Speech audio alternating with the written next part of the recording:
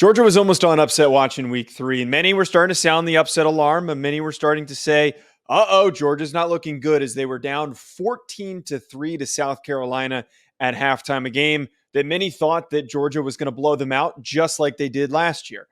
They do end up pulling out the victory. They do end up going back to their identity. They do end up finding their offensive rhythm and then just dominating South Carolina defensively, winning the game 24-14. But what is going to happen after this game, the entire week following this game, there's going to be a lot of reshuffling at the top. There's going to be some people saying, like, hey, maybe we should put Michigan at number 1. Maybe we should move Georgia back. That game showed us some signs of weakness for the Bulldogs.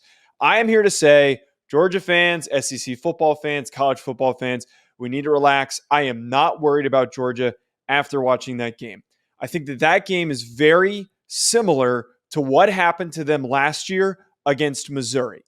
Last year, which was arguably one of their most dominant years as a football program, where they won their back-to-back national championships, they struggled a lot against Missouri. They looked really rough against Missouri, and they end up going back to what worked for them, which is running the football. They ended up getting in a position to win that game, and the rest is history. This game felt similar to that in the sense where they were down. They were forcing a lot of things that did not work for them offensively. Carson Beck was off rhythm. His timing, his ball placement was not where it needed to be for them to be successful in the passing game. But eventually, in the second half, it's almost like they scrapped trying to throw the ball or trying to be aggressive downfield throwing the ball, rather. They said, we're just going to run the ball right down your throats. We are going to run the ball for what ended up being a total of 189 rushing yards with just a massive, massive performance in that second half.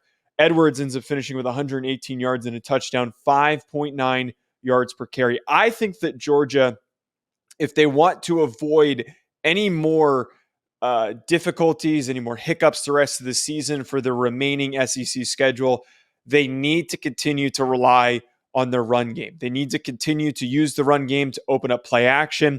That is what is going to help Carson Beck be most comfortable. I don't think that Carson Beck is at that point yet where he can win games solely on his own. He's just not there yet. He's inexperienced. We forget that and we assume because the rest of the roster is so good that Carson Beck is going to step right in and play at a very high level. He is very, very green to playing the quarterback position in the SEC. The other bit here why I am not worried about Georgia at all, and we saw this defensively, the way that they got after Spencer Rattler, they pressured him constantly. They got multiple sacks. They were very productive on the defensive side of the ball, especially in the second half.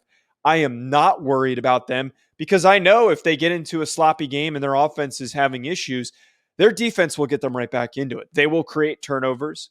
They will create fourth and longs, third and longs that will get them the ball back with good field position because they have so many dudes on that defense, especially a guy who shined in this game for me, who I loved coming into the season, that being Mykel Williams. That entire group is elite. It is still the best defense in college football, and this is just one bump in the road for Georgia making possibly another national championship run in 2023. Comment below. Do you think I'm wrong? Should they be worried? Should they be freaking out? Or do you agree with me? Why do you maybe agree with me? And then also make sure you hit that subscribe button. We'll be back with more.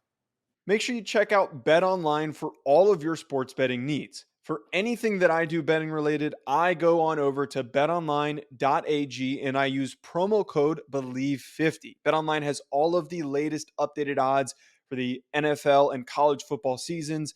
Anything you need, whether it's futures, live in-game betting, no matter what, your football betting needs are met at BetOnline. And again, make sure you use that promo code BELIEVE50, BLEAV 50 to get a 50% welcome bonus on your first deposit.